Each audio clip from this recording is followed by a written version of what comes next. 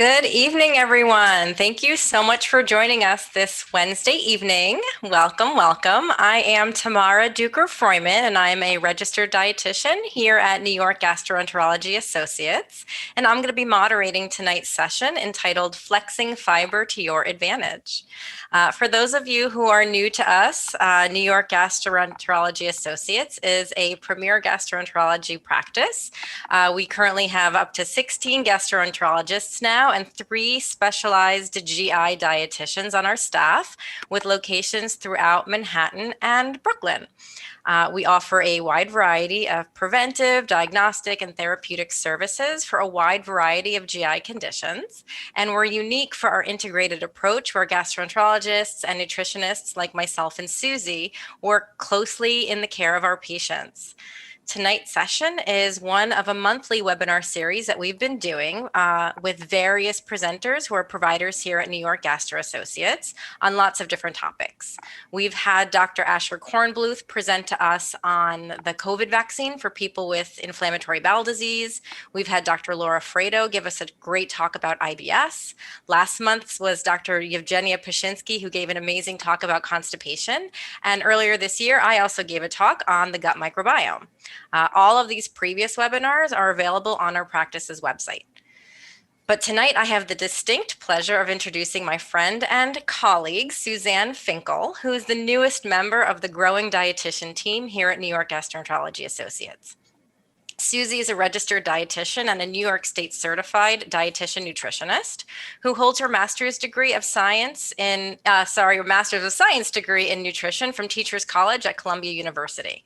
Prior to joining us here at NYGA, she ran her own private practice, Well Digested Nutrition, in which she specialized in therapeutic diet change to manage digestive conditions. Susie is passionate about food and health, and she's driven to help her patients overcome obstacles to balance nutrition and healthy lifestyles by helping them find practical, realistic, and individualized solutions to improve their health and their quality of life. And just a few notes of housekeeping before I turn it over to Susie. Tonight's webinar will be recorded and posted to the NYGA website afterwards, where you can find previous webinars as well. Please feel free to use the Q&A at the bottom of your screen to ask questions during Susie's talk. While she talks, I might be answering some of the quickie questions for her or some clarifying questions as she goes. But at the end of the talk, we're going to have Susie answer some of the more popular questions that seem to bubble up. And so she'll talk for about 40 minutes, 45 minutes. So hopefully we'll have plenty of time at the end for lots of questions afterwards.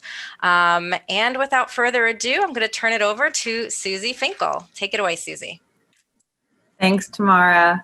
So for those of you that attended tomorrow's webinar on the gut microbiome, this talk will be the perfect continuation of learning how to manage and improve your gut health. Tamara had discussed how our body is filled with all of these tiny critters, these trillions of bacteria, and fiber plays an essential role in the maintenance and support of those bacteria babies. And so those babies can have babies and really proliferate in the gut. Now we have really good scientific evidence that there's this magical ecosystem inside of us, and it's related to a wide variety of health outcomes. So what we're talking about today is that F word, the 5-letter one, which is more of a concept really in nutrition and gastrointestinal health. Fiber is very commonly misused and misguided in practice, I would say. Most often it's really oversimplified, and it's pretty polarizing too.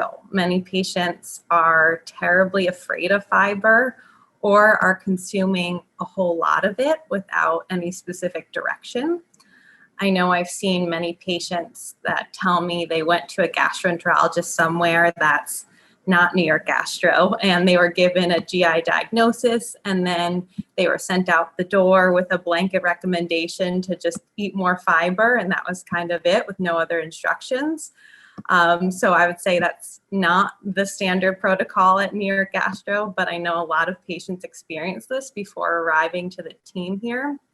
And the thing is, there's so much more nuance to fiber that we need to sort of dive into.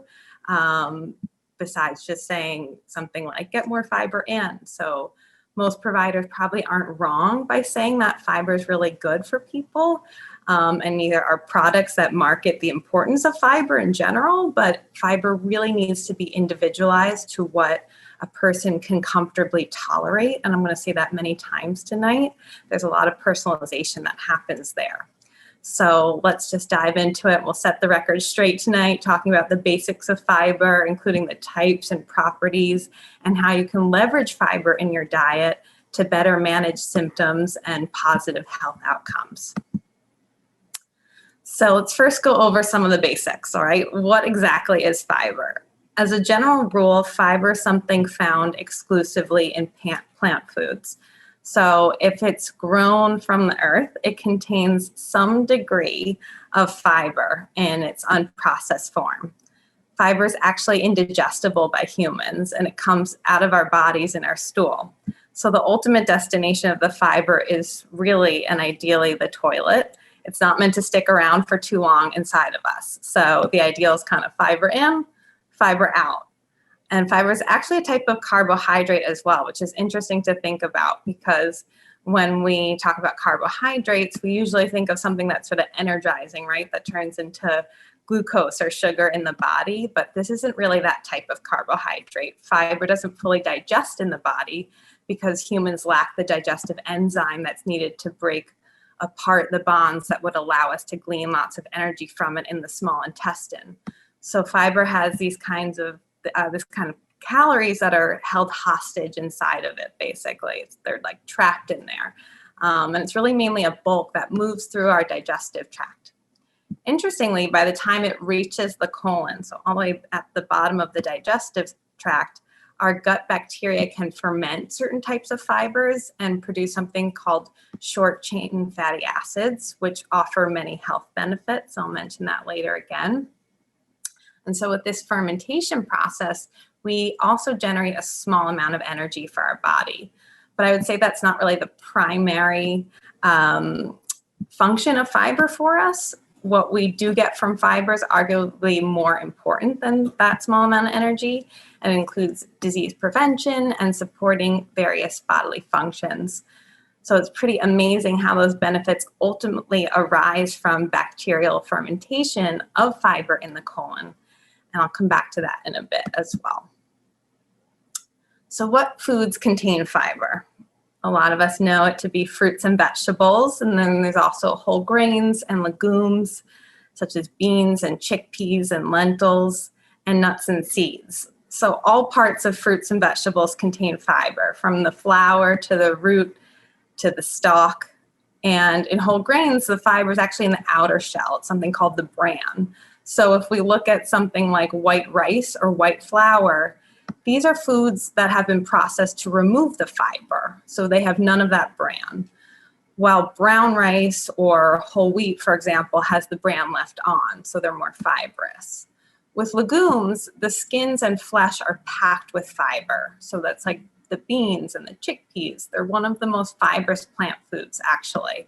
And a fun fact is that studies of global populations have found that eating half a cup of beans per day has been associated with greater longevity. So really, really good for our health. And with nuts and seeds, that the fiber content tends to vary, but we have this sort of slight skin on the outside of nuts and seeds that we can see. And then the inside is both fibrous and oily. So if you didn't know these foods to be fiber rich already, one primary clue right off the bat is that you may have seen these foods in your stool, or if you have kids, in their diapers. Hopefully you're not eating dinner right now. I should have started with that. This is going to be a poop talk, or on the flip side, we can normalize talking about poop at dinner because it's a fascinating thing. But anyway, if you've seen food colors and textures in your stool, you've seen examples of fiber foods. And this is things like skins of fruits and vegetables, like blueberries and peppers, leafy greens, really small nuts or seeds, or different fragments, sometimes even whole grains or different shreds of things. So a lot of people will think that this food, that this appearance in the stool, it means that the food didn't sit well with them, or they think something is wrong, or they have a food sensitivity. but it's actually what we expect for you. These are things that are indigestible by humans, right? They're going to pass through. They're meant to pass through. So especially if you didn't chew super well, you could see even bigger pieces. Since fiber is found exclusively in plant foods, this also means that all animal proteins like meat and fish and chicken, eggs, dairy, and so on don't contain fiber. So it's not in animal proteins or in dietary fats like olive oil, vegetable oil, butter, ghee, that sort of thing. But it is in vegetable protein, which could be beans or nuts or seeds. It gets a little tricky because now there's some fortified foods on the market that contain fiber that don't naturally contain fiber in nature, right? Like we have yogurts that have fiber added, but this is where we're adding some kind of fiber to that food. It's not what it has in its natural state. Okay, so what can fiber do for us?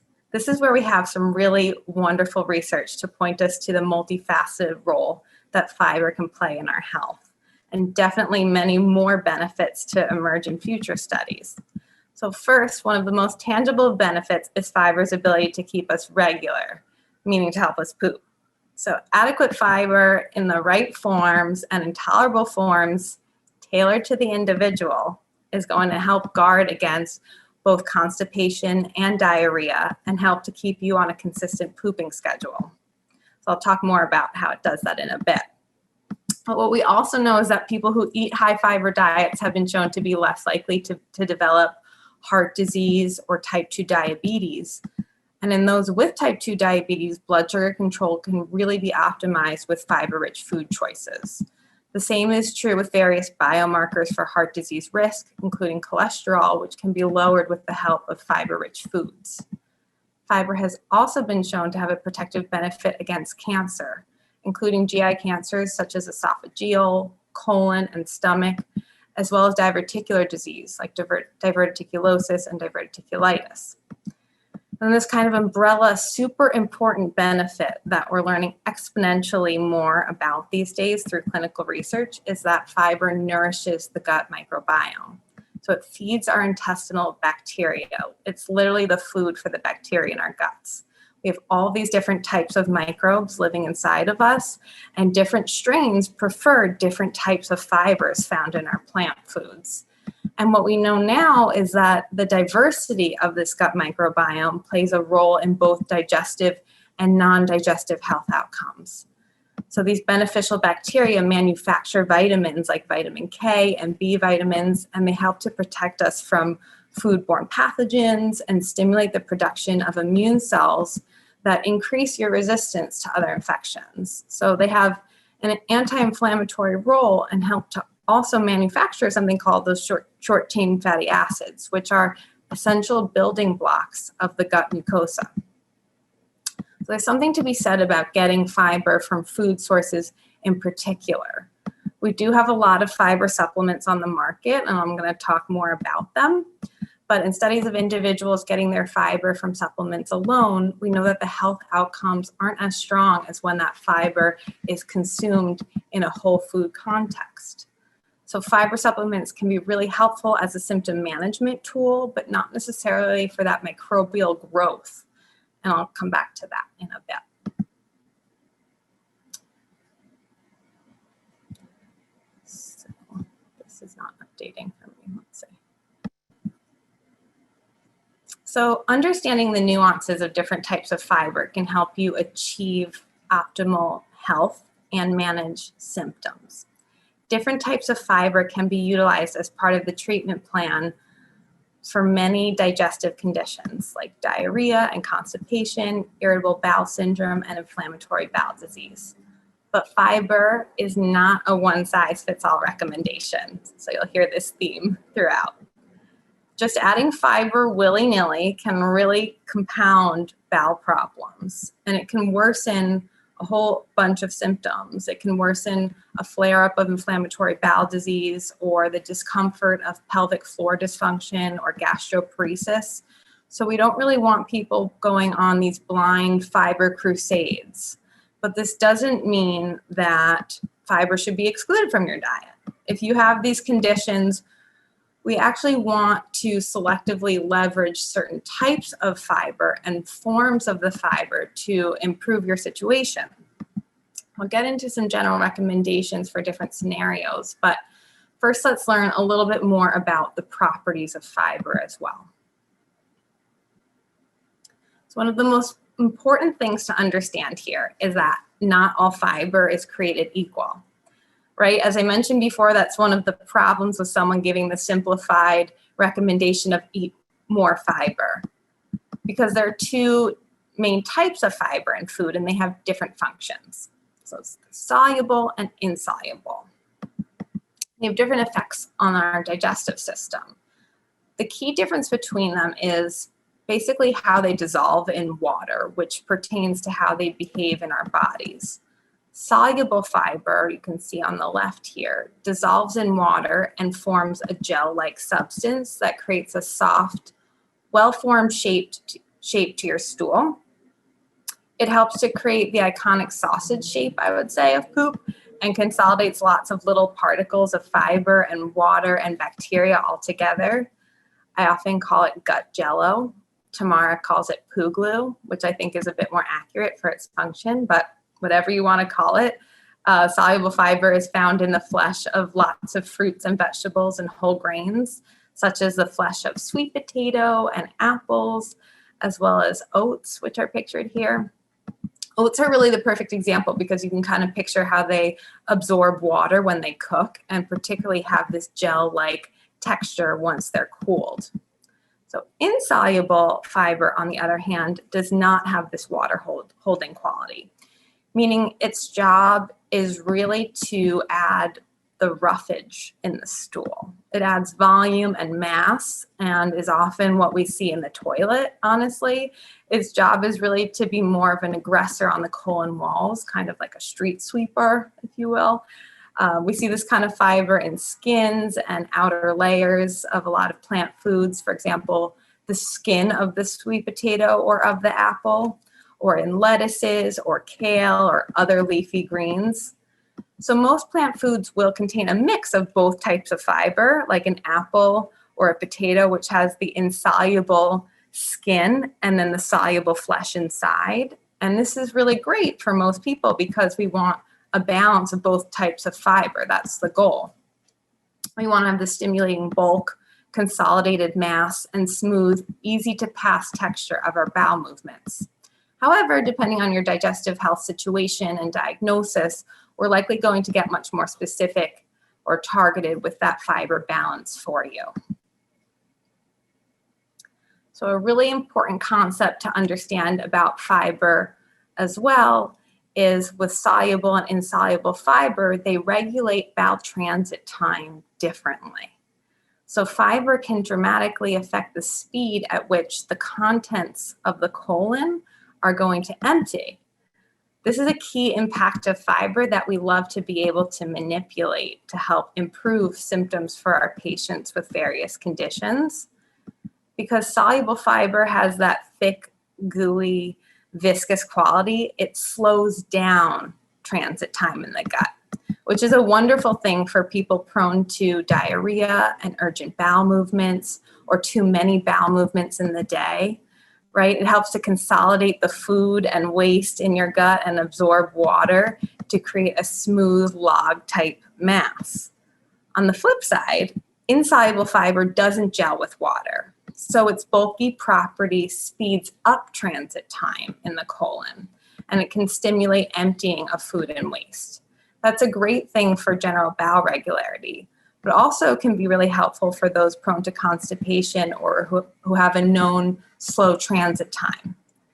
The effect of fiber on motility is important to keep in mind when determining what kind of fiber suits you best.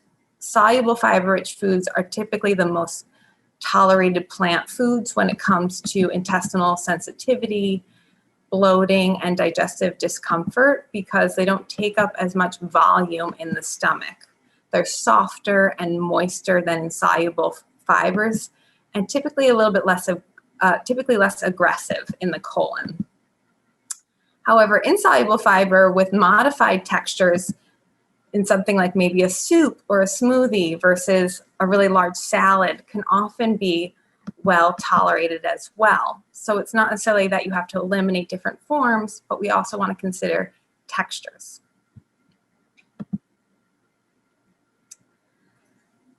So some fiber-rich foods are highly fermentable in the gut, which really means that they're gassy.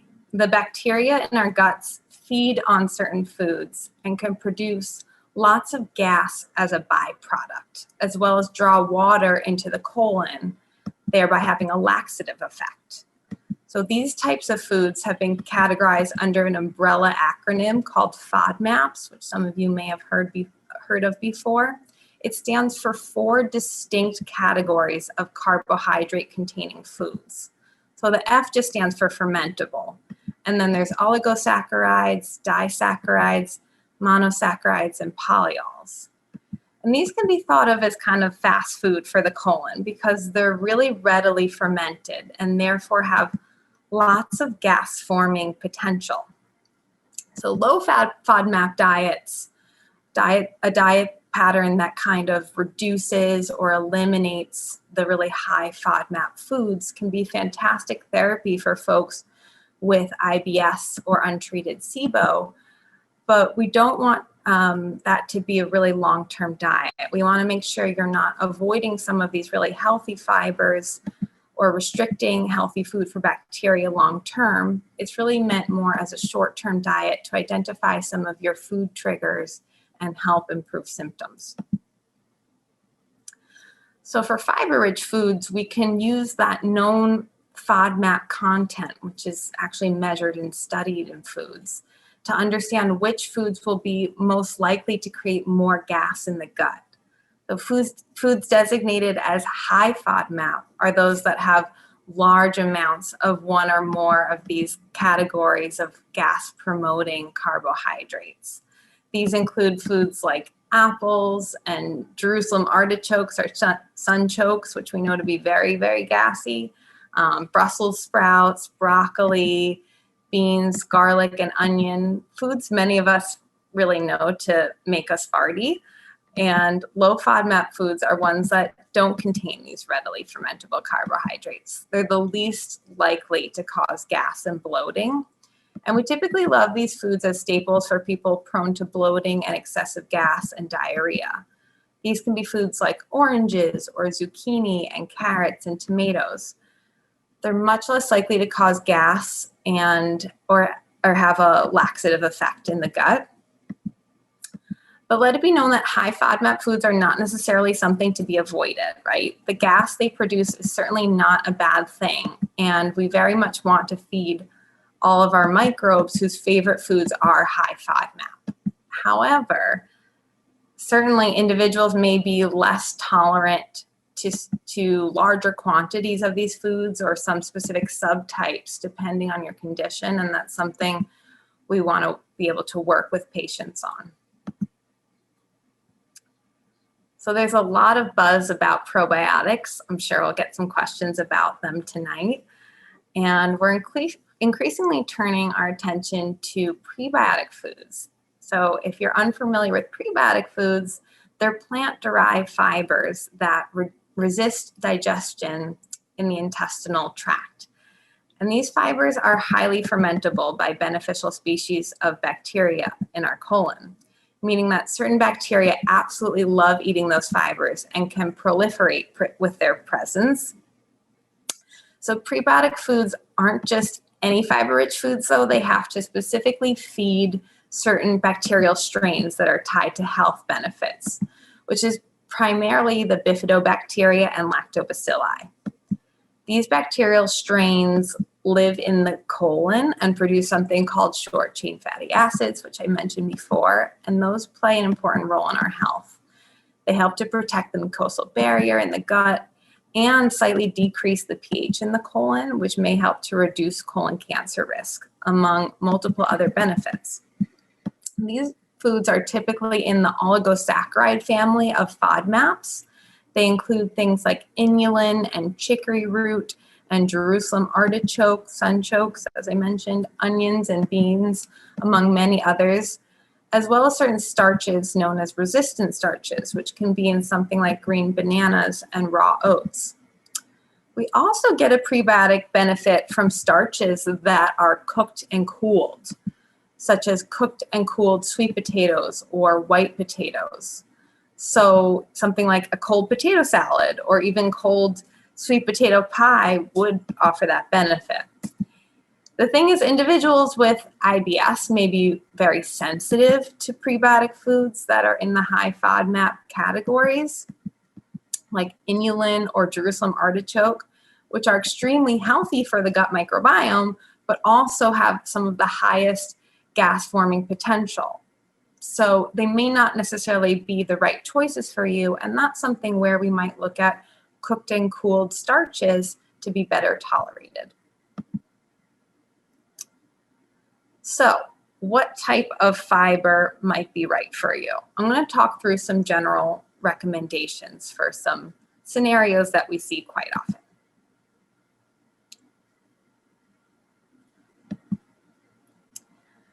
So if you're someone without any digestive discomfort, such as gas or chronic bloating, diarrhea, or constipation, which may be a smaller number of folks attending tonight, but they're out there, then the best thing you can do for your health is simply to eat the most varied assortment of plant-based foods that you enjoy.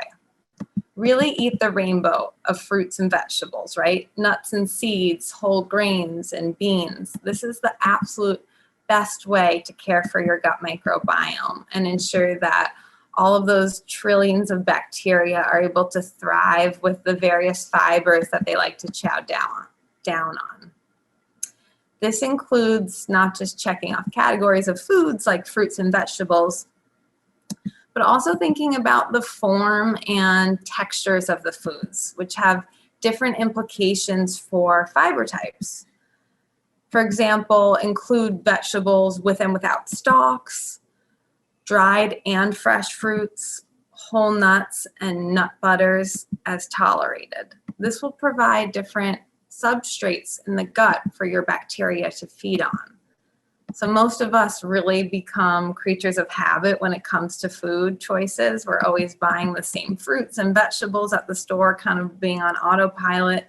But what we really want is the diversity for our internal ecosystem. So it can be good to make it a goal to choose different fruits and vegetables as much as you can. You know, switch out the nut or grain you're using in a dish you make often. Or even, you know, if it's something like a dessert and you're used to having apple pie, but maybe you bake a strawberry rhubarb pie. I mean, it sounds great and seasonal. So don't always use, you know, kind of the same fruits and vegetables as your staples, but try to switch it up a lot. And think about how many different plants you can eat in a day or even a week. We have some really great research that came out of the American Gut Project showing consuming 30 or more plant foods a week supports diversity in the human gut microbiome. So you can try counting and see how far you get.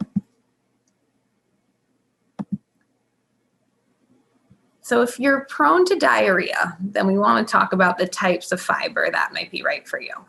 If you're someone that has loose or urgent bowel movements, which could be a symptom of IBS or active inflammatory bowel disease, your fiber intake is really going to center on soluble fiber foods, which are going to help absorb excess water in the bowels and will be least stimulating or aggressive in the digestive tract. They typically don't cause as much of a stretch in the stomach and will help to slow down colon motility as they move through as more so a soft slug mass rather than lots of aggressive roughage pressing on the colon walls. Soluble fiber-rich foods include oats and barley, but they're also found in the flesh of sweet potato, avocado, carrots, skinless beets, canned pumpkin, winter squashes, and many others. Skinless and seedless fleshy fruits are also a really nice choice, like melons and mangoes, banana and papaya. These are smooth, soft textures with a nice gelling capacity in the gut, right? That gut jello or poo glue. If you have active inflammatory bowel disease, this is a time where we select the softest, most gentle forms of these fibers for you. So we really talk about soups and smoothies and purees and things that really aren't going to aggravate your symptoms. Many people with diarrhea predominant IBS or hypermotility may also do fine with insoluble fiber foods, but just in a texture modified version, as I mentioned before. So instead of lots of raw nuts and really big salads and things with very coarse textures, we focus on their smoother counterparts, such as nut butters or soups or smoothies or very well-cooked versions of those big salads, right? Really well-cooked veggies.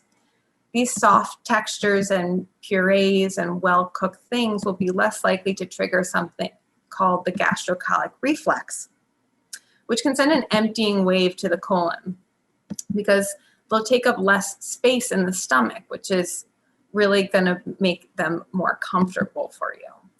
They also won't stimulate the colon as much with those seedy, stringy, kind of bulky raw fibers. This is something really important to consider also if you have active inflammatory bowel disease, as I mentioned before. So if you have Crohn's or ulcerative colitis, if you're having a flare-up, consuming a lot of raw and coarse fibrous textures can be like throwing salt on an open wound. And in those cases, we really want to leverage those soft textures, right? Liquid nutrition, soups and smoothies. This is a really, really important part that we're happy to work with you on. We want things silky smooth at that time in the gut.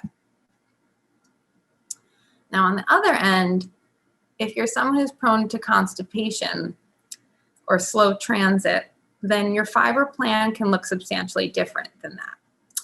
For this situation, a balance of both fibers is often ideal. So the insoluble fiber will work to stimulate the colon walls for emptying and keep things moving south.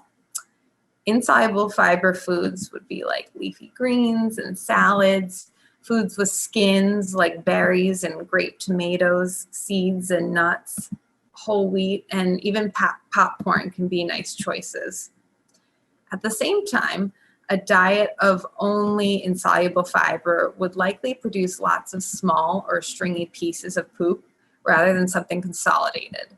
So the soluble fiber still plays an important role here, right? Soluble fiber will keep the stool moist and formed and easy to pass.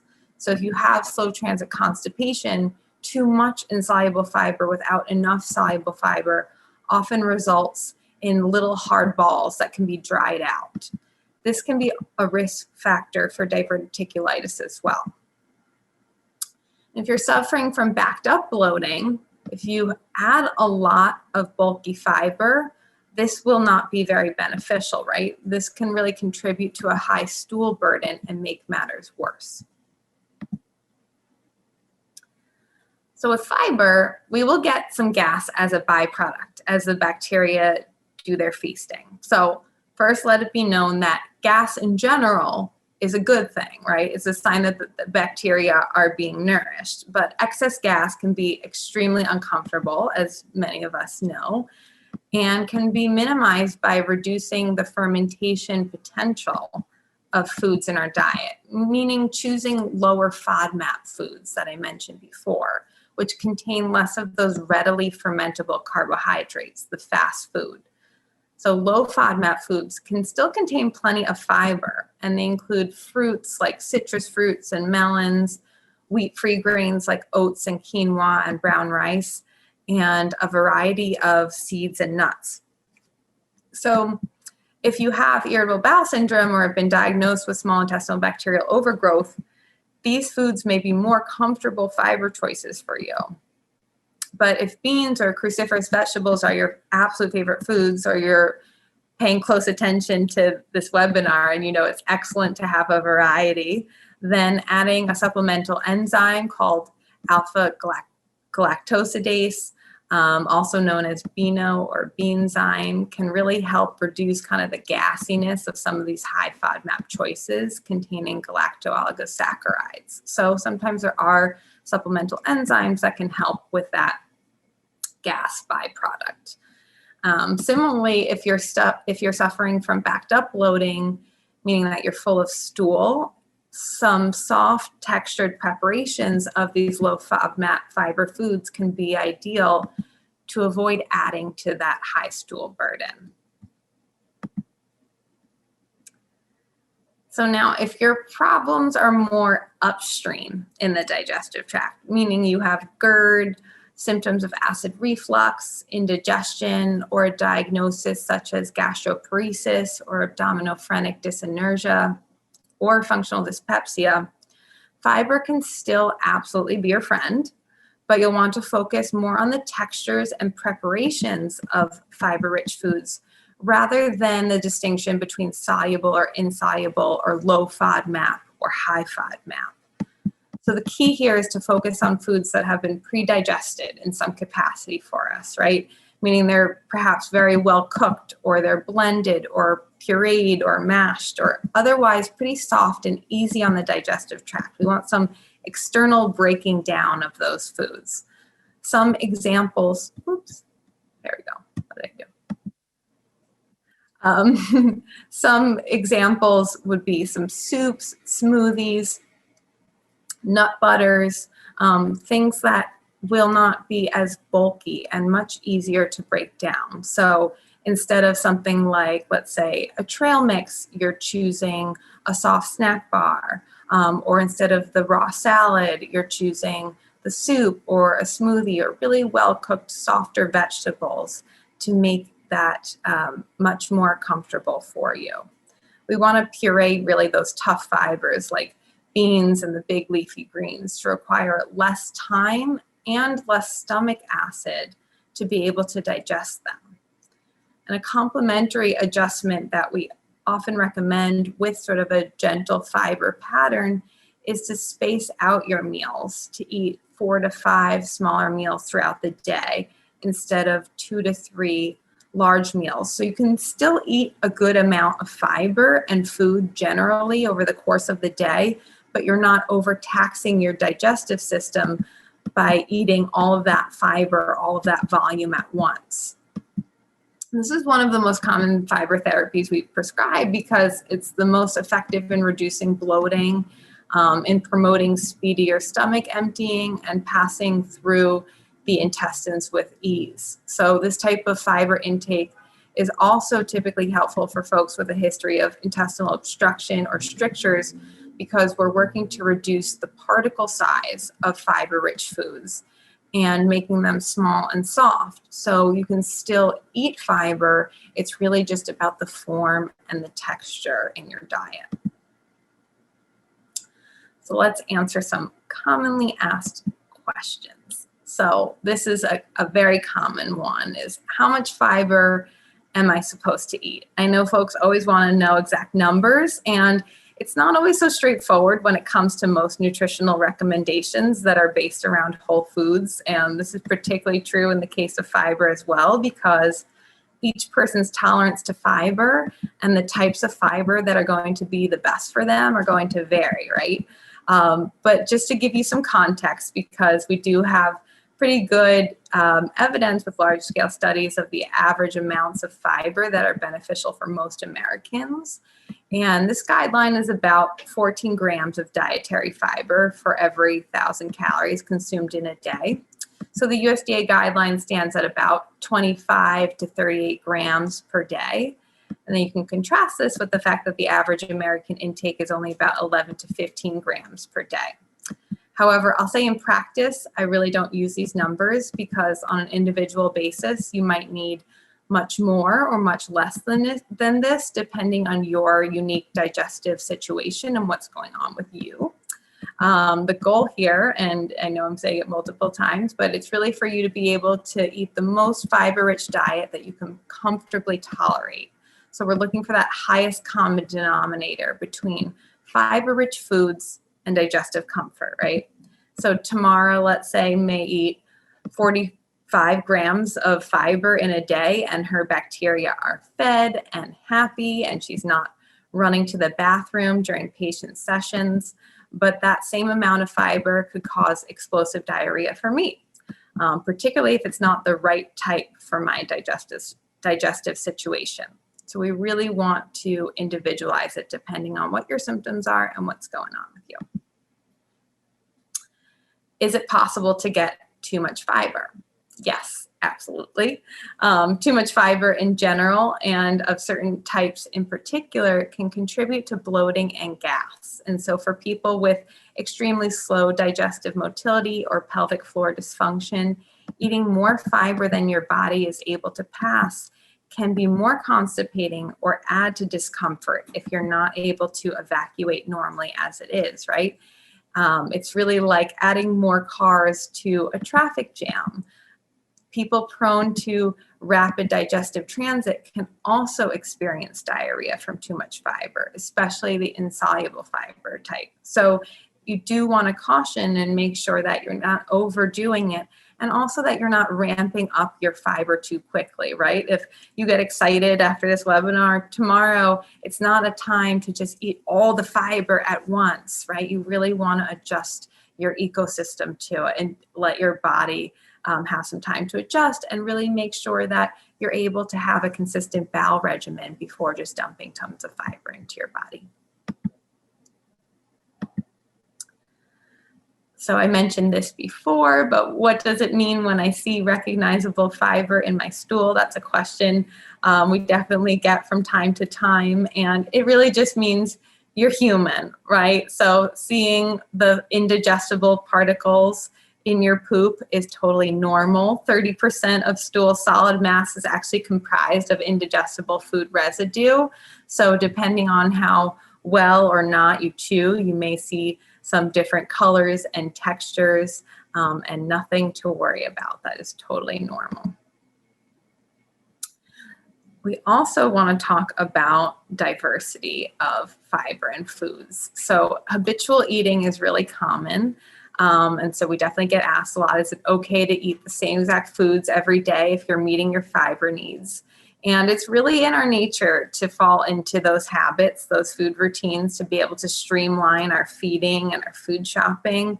It's definitely very common at breakfast and lunch. I know a lot of people tell me they have a breakfast ritual with their oatmeal, or they bring the same apple to lunch every single day. And just to be clear, you know, habitual eating of the same nutrient-dense, fiber-rich foods absolutely supports good health. I love the oatmeal morning tradition for someone, or your afternoon apple snack if that's what you're doing every day. They're really textbook healthy foods, and that's fine.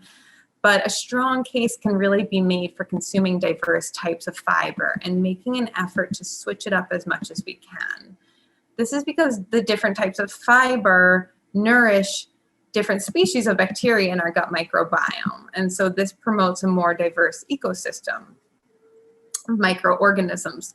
So diverse gut microbes are associated with reduced risk of cardiovascular disease and metabolic disease, as well as lower incidences of inflammatory bowel disease. So we have wonderful research showing that the most diverse gut microbiomes belong to people who consume lots of different plant foods, right? That 30 plant rule that I mentioned before. It's I shouldn't say rule, but a goal. It's a really nice thing to consider is how much are you including in your diet?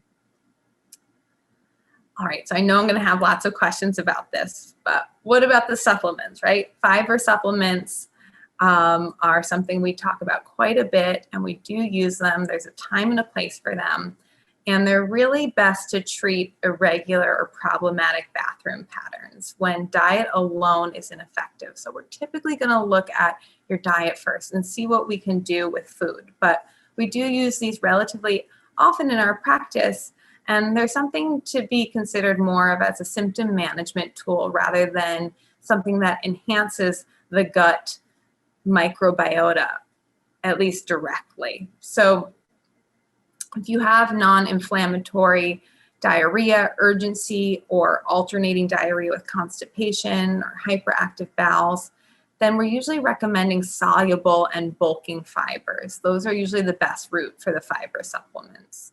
So these include products like Citracel methylcellulose and benefiber, which is wheat dextrin, or acacia fiber. These are usually the least gassy options to treat loose stools and too frequent bowel movements and feelings of incomplete emptying after a bowel movement. They work to help absorb excess water in the gut, and they can consolidate bathroom trips, hopefully.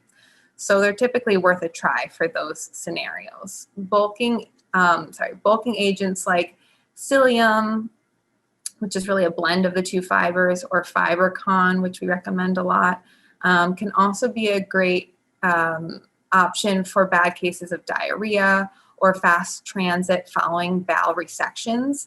So these types of fiber in particular swell a tremendous amount of the gut and they hold on to lots of moisture, so they can really bulk loose stool. And at the same time, these can actually work for constipation too, particularly for folks with lower fiber diets, because they add much needing gelling capacity. So if you're someone that gets bloated from a lot of fiber, or just gets bloated a lot, I should say, fiber supplements may not be the best for you. So I just want to caution that. For conditions like gastroparesis, abdominophrenic dyssynergia, functional dyspepsia, patients may experience slower stomach emptying and more stomach discomfort with supplementation, and that can just feel like a big brick and not make you feel so good. And then also people with pelvic floor dysfunction, depending on the type, they can struggle with large amounts of fiber from supplements, because if those muscles aren't really functioning enough to evacuate the stool, adding all this extra fiber can really exacerbate the issue. Exacerbate the issue. So similarly, if you're full of stool, the trick may be first to get you kind of cleared out so you're not completely backed up, and then talk about, focus on eating fibers with lower residue and lower bulk, like soups and smoothies, or things that are going to not really contribute to that stool burden that you have, rather than piling on lots of outside fiber from supplements. So just some general thoughts to leave you with here, a little bit summary and a few more points to make. The one thing I really want you to know is that diversity, and particularly fiber diversity in your diet, is a fantastic goal, and you should consume the most fiber that you can comfortably tolerate, right? I've said that a few times. We want to find that highest common denominator between the two.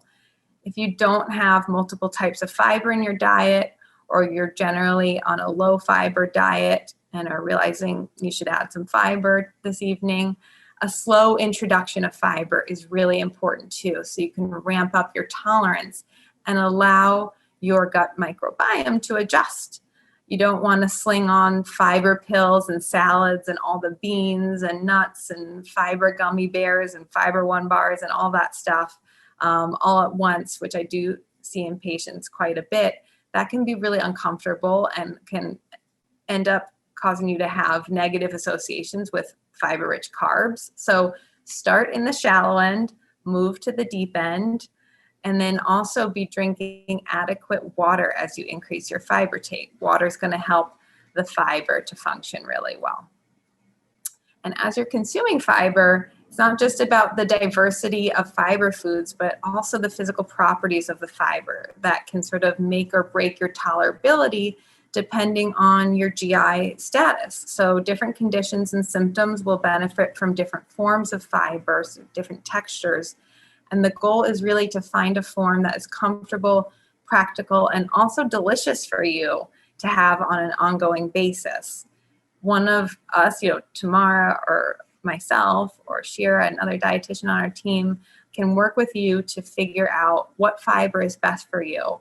And we're also happy to discuss what's most enjoyable for you too. If you hate hummus or soups or some other fiber example that I mentioned this evening, or something that comes up, that's totally fine. We have lots of tricks up our sleeves to get you fiber in other ways.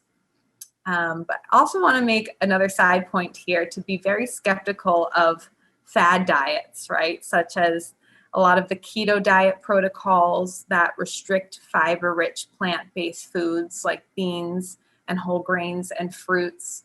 A diverse array of fibers feed a diverse array of microbes, and you can really starve some of those wonderful microbes that preferentially feed these fantastic fiber foods when it's a low fiber diet protocol. So be very wary of diets or products that are promising also an anti-inflammatory benefit without clear evidence. If they're probiotic pills or probiotic additives, they don't actually feed those gut microbes that can lower inflammation in the body. For this, we really need to have the actual substrate for the ecosystem, which is the fiber that these bacteria love. So this also means really avoiding, I would say almost always at all costs, juice cleanses or detox cleanses, things that are really just juiced fruits and vegetables, because there's no fiber in juice. So they're going to make you starve your magical community of bacteria, and we don't want that for you. And lastly, remember that you're eating for trillions of bacteria, right? Not just one. You're eating for trillions and trillions of bacteria inside of you that can do wonderful things for your health.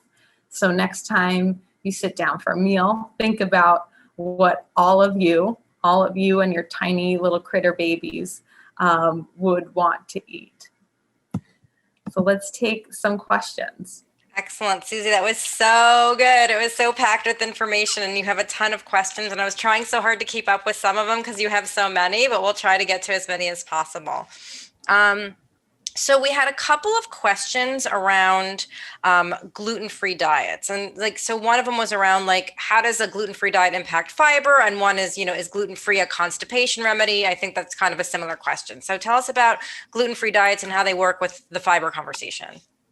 Yeah. So, there's sort of two instances where we see gluten-free diets pop up a lot. One is for celiac disease, and one is if you're on a low Fodmap diet protocol where you're not necessarily avoiding gluten, but you're avoidant of wheat, and you end up eating lots of gluten-free products. And it is really important to consider your fiber intake here, because a lot of gluten-free products, especially processed ones on the market, can be very low in fiber. They often might use ingredients like white rice flour or potato starch, or things that have been substitutes to try to mimic the texture of wheat or rye or barley. And so it's really going to be helpful there to look at some gluten-free grains that are also fiber rich, like oats or millet or quinoa, things that have some of the really wonderful vitamins that we can get from whole grains that are wheat containing,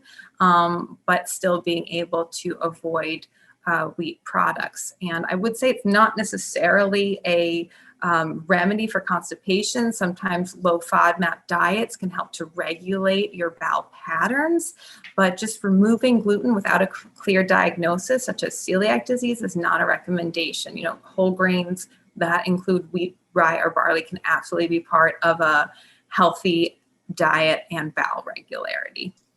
Awesome. So there were a couple of questions around specific foods that might help with very hard stools, like hard blocking type of stools. Are there kind of like a handful of very specific foods that if somebody added to their diet might help with that particular issue? Yeah, so I always shy away from naming any one particular food to be sort of like a magic bullet. But I will say we really want to look at things that are going to have lots of moisture potential, right? So things in the soluble fiber category will be very helpful to try to consolidate and hydrate some of those hard, pellets, or a lot of people are going to say pooping like a rabbit stool. Kiwis and dragon fruit are two that come to mind that I love recommending, but really making smoothies and soups so that you can be comfortable if you're having bloating as well. But anything really soluble, fiber rich that's going to have that flesh, like sweet potatoes, are really fantastic too. Do you ever do dried fruit for hard stools, Susie? Sometimes I do that, and I'm curious, is that something that some of your patients have done well with? Yeah, it's probably going to be on a case-by-case basis, depending on what's going on. But yeah, dried fruit can be excellent, and actually dried fruit rehydrated as some kind of compote that can be really delicious, because the dried fruit alone is something that can be sort of fibrous and uncomfortable. It can still be rich in some of that insoluble fiber. So if you actually stew prunes or stew like dried apricots, then you add that to a grain porridge or to a yogurt, that can be a really nice addition and definitely have a laxative effect. Oh, I love that. That sounds great. Okay, we had a bunch of questions around fiber and managing very specific kind of GI diseases and GI conditions. And so one of them was around diverticulosis and diverticulitis. So can you tell us a little bit about how fiber recommendations differ between someone with osis versus itis? Yeah. So, the big thing is one thing we want to focus on is some prevention here. And then also, what to do if you have either of those conditions. But there's really good evidence that having a fiber-rich diet can help to be preventative of either of those conditions. But when you have diverticulosis, there was some thinking in the past that you had to really avoid tiny seeds and tiny nuts and particles and things that could sort of get caught in these pockets and cause inflammation. We know now that that's not necessarily true, and it's actually really important to not avoid fiber in general, because patients can sometimes sort of be fearful of fiber based on some of that older thinking. And so we do want to have fiber in your diet when you have that diagnosis, and make sure that you can get it in on a daily basis in really adequate amounts, in ways that are practical and ways that are enjoyable. And it just depends on what else might be going on with you, what else is going on with your bowel habits. But the best thing is to have sort of free-flowing stool, or not quite free-flowing, but easy to pass stool, something that is hydrated and easy to pass, not having things that can be little tiny balls, like tiny little pieces that can get stuck and cause inflammation or infection and then lead to diverticulitis. If you do have diverticulitis, we're probably going to look at some short-term liquid nutrition options, things like soups and smoothies. There's inflammation going on there, and we really want to make things very easy and comfortable to pass temporarily, and then slowly work on ramping up your fiber again to prevent that from happening in the future. Okay, and in terms of diverticulitis, obviously during a flare, people with diverticulitis aren't actually eating or drinking much of anything. And then, so how do you think about fiber just kind of coming out of a diverticulitis flare? How do you typically think about fiber in that way? Yeah. So definitely, a slow ramp up. Soluble fibers are usually what we'll start with, something that's really smooth textured and easy to pass. And then we're really going to talk about preparations of things too. It's sort of just going to depend on how you're feeling, like what your progression is to what your symptoms are. Some people will be able to tolerate, something like a smoothie really easily, or even some skinless fruit, something like a banana, avocado. All of those things in the really soft, gentle fiber categories are going to be perfect to start, depending on what your progress are and how far you are after treatment. Sorry, I was muted. There were some questions around fiber for people with inflammatory bowel disease. And so, can you tell us a little bit about, especially someone who's had like intestinal surgery for inflammatory bowel disease? How do we think about fiber recommendations for someone who may have had an intestinal surgery in the past? Yeah. So two things.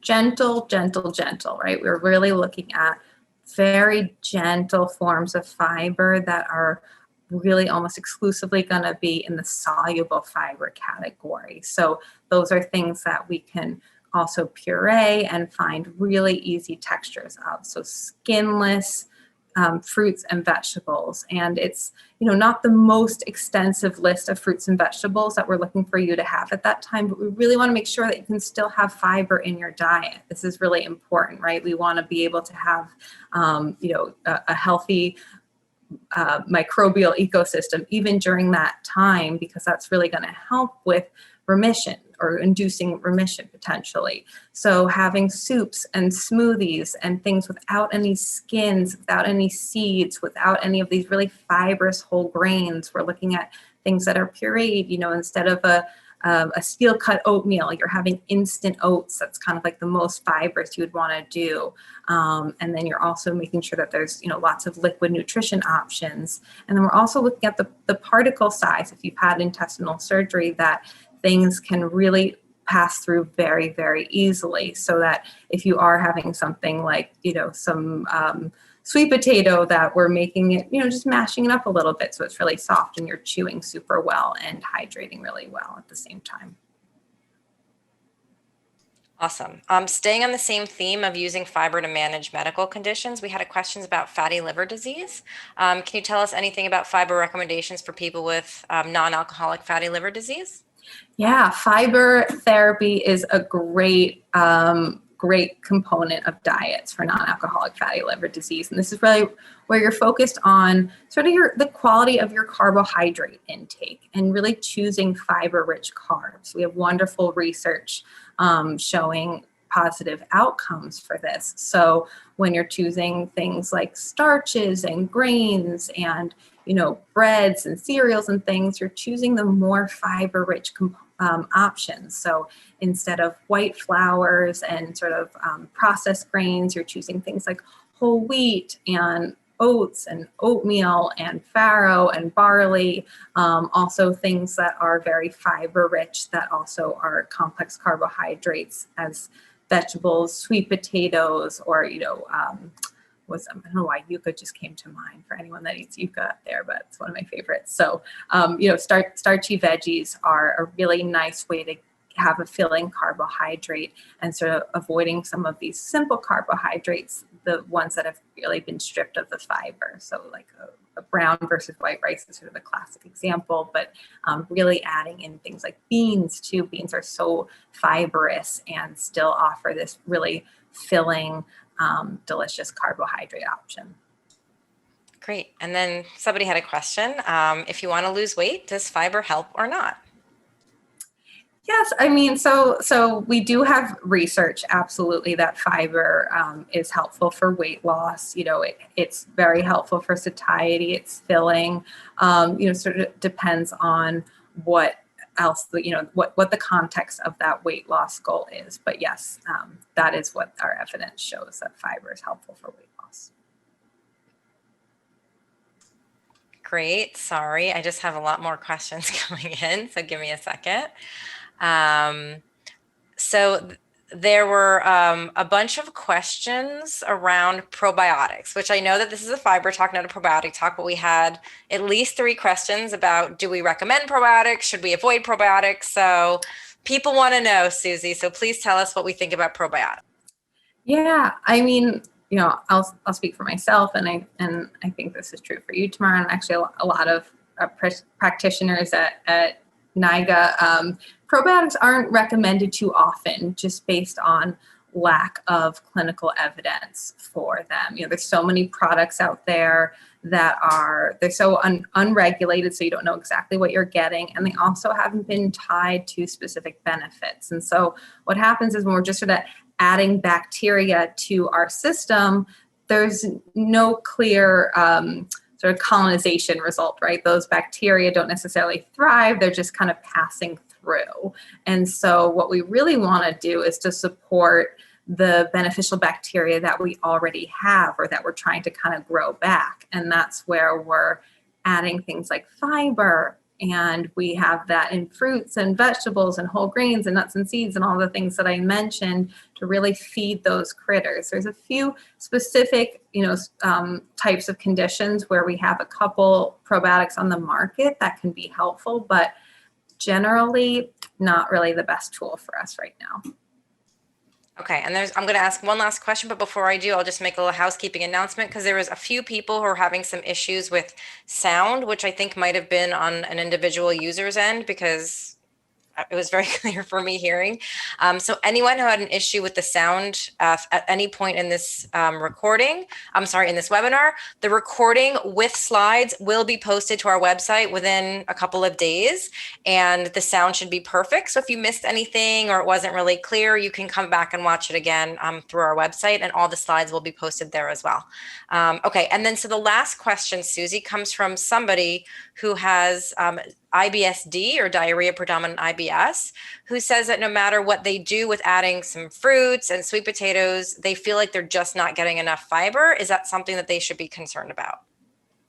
Yeah, I mean, it could be a concern that you're actually having too much fiber in your diet. It sort of depends on what a typical day looks like for you, but we kind of have to strike a balance. And it could be the type of fiber that you're having. It sounds like sweet potatoes would be a really nice way to go, but depending on what other fibers you have in your diet, could be maybe too much insoluble or certain textures that can actually be triggering of the diarrhea. And so we'd also really want to look at what maybe that diarrhea, how we can manage it possibly. Maybe there's a medication and a food route to kind of go hand in hand. But the soluble fiber category, again, those types of fibers that swell with water are really going to be very beneficial in that scenario most often. Fantastic. These are all great tips. And I feel like this is the kind of thing that I think a lot of our patients are going to come back and watch again. And because some of the slides with all the pictures of the food and the lists of food, I think a lot of our patients will find very helpful. And for anyone here who wants to meet with Susie, she's starting to see patients next week in our Brooklyn office and also via telehealth. We're so excited to have her on our team. And now I think you all can see why. And so thank you everyone for joining us for this webinar. When you go to the website to check this one out, feel free to check some of our previous webinars out, and watch this space. We do one of these talks every month with one of our fantastic providers. And they're always just a great way to get some inside tips and inside information from some of the expertise we have here. So thank you everyone for joining us, and good night until next time.